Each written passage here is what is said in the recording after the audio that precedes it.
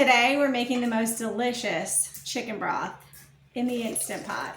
Let's get to it. Making broth in this pot is so simple. It is just a dump it all in and forget it, and you have the most beautiful broth. You only need a couple of things. Any broth is very forgiving. You make it how you want to make it.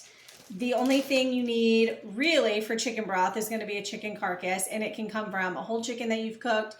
You can use a rotisserie chicken. You can use any chicken bones that you want. You're just going to take your chicken bones and throw them in your pot. Again, mine are frozen. It doesn't matter. These are straight out of the freezer. I have 2 stalks of celery. They are just fresh stalks of celery I've chopped up, washed, and chopped up. I'm just going to throw them in there, as well as a whole carrot. And I didn't even peel it, so don't bother. All of my veggie scraps go into a veggie scrap bag. That goes, and I just toss it into my freezer. So if I'm making a meal and I'm chopping my veggies, all those, extra pieces, I just toss them in this same bag, and I just keep adding to it. When I make my various broths, I will use these scraps to make my broths.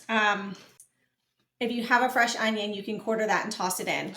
But I also have an onions only bag because I also dehydrate my onion to make onion powders. I don't have any fresh onions right now, but I do have these quartered onions that I happen to have in my onion only bag.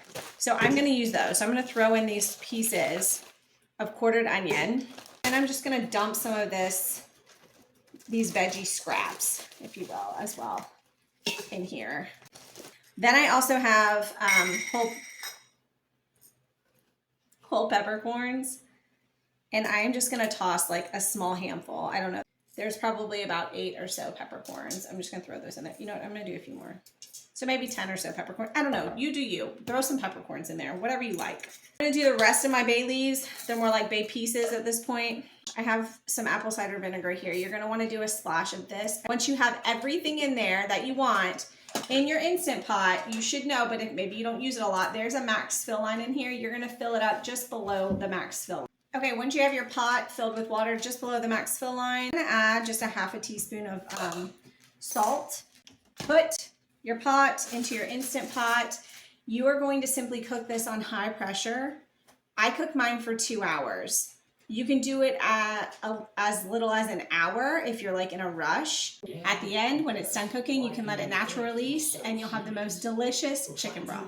I hope you enjoy.